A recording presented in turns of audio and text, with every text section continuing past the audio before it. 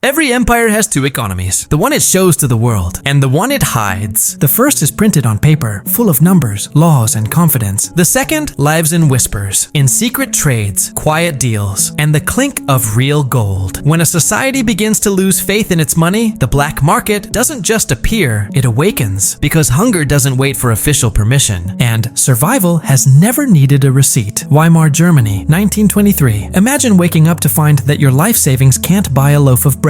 That's not a metaphor. It was daily reality. At the start of that year, a loaf cost 250 marks. By November, it cost 200 million. Cash lost value faster than people could count it. Workers were paid twice a day because waiting until evening meant their wage was already worthless. Families carried salaries in wheelbarrows. Children played with stacks of notes as if they were toys. And when the winter cold came, people burned banknotes for heat because coal was more expensive. The government printed hope by the ton, but belief cannot be printed. So people turned to what had always held value: gold, silver, foreign coins, even cigarettes. A gold ring could feed a family for a week. Paper money became wallpaper, literally. That's how every collapse begins. Not with riots, but with quiet disbelief. When trust dies, trade doesn't stop. It simply moves underground. Across Europe, the same story unfolded under new names. When war came, rationing arrived. Food, medicine, fuel. The official promise was fairness. But fairness doesn't survive scarcity. In occupied Paris, real coffee was a crime, sugar was a luxury, and penicillin was a miracle reserved for those who could pay, in gold, in diamonds, or in favors. Behind shuttered cafes, soldiers traded uniforms for gasoline, jewelers for bread, and doctors for silence. In the Warsaw Ghetto, black market traders risked death every day to smuggle food to the starving. The authorities called them criminals. The hungry called them heroes. There's a truth every crisis teaches: legality and morality never collapse at the same speed. What the law condemns, necessity forgives. By the time the world entered the Cold War, governments had learned to lie more efficiently. The Soviet Union promised a world without markets. Officially, money didn't matter. Everything belonged to the people, but everyone knew someone who could get things. Need a refrigerator? Pay in vodka. Need a car part? Offer a carton of American cigarettes. Need an honest mechanic? Try a bottle of cognac. Blue jeans became currency, a symbol that Western luxury had more value than socialist equality. Even the elites played the same game. Party officials shopped in private stores filled with imported goods. Their wives wore French perfume smuggled in through Finland. And all of it happened while the same government preached about proletarian sacrifice. Communism didn't fail because it was poor. It failed because it had to pretend the black market didn't exist. But pretending doesn't feed people, reality does. Then came Latin America, new continents, same lesson. Argentina, 2001. Banks froze deposits overnight. People woke up to find that their money, the pesos they trusted, was locked away. So they created their own system. On street corners, in alleys, even in barbershops, people whispered the day's exchange rate. The blue dollar became the real heartbeat of the nation. The official peso was a joke. The underground one was survival. But Venezuela would take this story to its extreme. Inflation there wasn't a headline, it was a horror movie. People carried backpacks of cash just to buy bread. And when that wasn't enough, they turned to gold dust. Not coins, not bars, dust, measured on kitchen scales, traded in plastic bags. The government condemned it, and then quietly used the same system to fund itself. That's the irony every state repeats. The louder a government condemns the black market, the more it relies on it. Because black markets don't just move goods, they keep the illusion of order alive. They feed soldiers, they fuel trucks, they medicate the sick, they do what bureaucracy can't: work. During World War II, Allied officers bought contraband fuel from the same smugglers they were supposed to arrest. In post-war Italy, the mafia's distribution network worked better than the government's. The underground has always been civilization's emergency generator. And what fuels that generator? Gold. Gold doesn't beg for belief. It doesn't vanish with a policy change or crash with an index. It simply is. 1 ounce in Berlin, Beirut, or Beijing means the same thing: independence. That's why every ideology that tries to replace gold eventually crawls back to it. When the church banned interest in the Middle Ages, Florentine bankers hid gold behind exchange contracts. When the Soviets outlawed private wealth, officials hoarded Western coins in secret safes. And today, when central banks dismiss gold as obsolete, they still buy record amounts of it because deep down, they all know when paper dies, gold survives. But how does a black market really work? It begins with one trade: a cigarette for sugar, a mechanic fixing a truck in exchange for food, a nurse selling extra antibiotics off the books. Soon, patterns emerge: smugglers, brokers, couriers. And before anyone notices, the illegal economy becomes the only functioning one. It's brutally honest. Prices rise not by decree, but by desperation. information. It's supply and demand stripped of sentiment. It's Adam Smith with a gun in the room. Who wins? The ones with courage, information, or access. Who loses? The ones still waiting for permission. Every black market is a classroom. And its first lesson is cruel. Trust is the most expensive currency. But those markets also leave scars. Once a society learns to trade in shadows, it forgets how to trust the light. After Weimar, Germany became obsessed with stability, a nation traumatized by inflation. After the Soviet collapse, Russia turned into a gangster economy because citizens had learned that every law had a price. And in Latin America, people learned to measure the honesty of their governments not by speeches, but by the price of the dollar on the street. Black markets don't just reflect collapse. They shape what comes next. They rewire morality. They create a new kind of citizen, skeptical, clever, fluent in survival. And that brings us to now. Western audiences like to think, it can't happen here, but it's already happening, just with better branding. When Canada froze bank accounts during protests, the world saw a polite version of capital control. When the European Union announced digital transparency, they meant programmable money, one step from rationing. When inflation hit the West, politicians called it temporary. That's government code for permanent if you're poor. Control is being rebranded as convenience, surveillance as security, dependency as progress. And just like every empire before, the more control they seek, the faster the black market grows. Because you can outlaw trade, but you can't outlaw need. The new underground isn't in alleys, it's online. Encrypted chats in Nigeria, moving dollars faster than banks. Peer-to-peer crypto swaps in Argentina. Stablecoins traded in Southeast Asia. The technology changed. The instinct didn't. People are building an economy that can't be frozen. They aren't rebelling. They're adapting. That's the quiet revolution of our century. Sovereignty without permission. And here's the twist. Even while governments lecture citizens about financial crime, their central banks are hoarding the oldest illegal asset of all, gold. They're not diversifying. They're hedging against themselves. Because black markets may begin with citizens, but they always end with elites. When even the powerful start playing by underground rules, the collapse is no longer coming. It's here. The black market isn't the enemy of the system. It's the mirror of its failure. Every government that loses credibility creates its own replacement, one trade at a time. The official economy measures control. The black market measures truth. And when those two lines cross, history doesn't repeat. It simply goes off the books. So ask yourself, if your money froze tomorrow, if your salary vanished in digits, if your card stopped working, what would you trade with? Because that is your real economy. The one beneath the spreadsheet. The one that has never collapsed, only adapted. And history's verdict never changes. Paper dies first. The black market follows. Gold never leaves.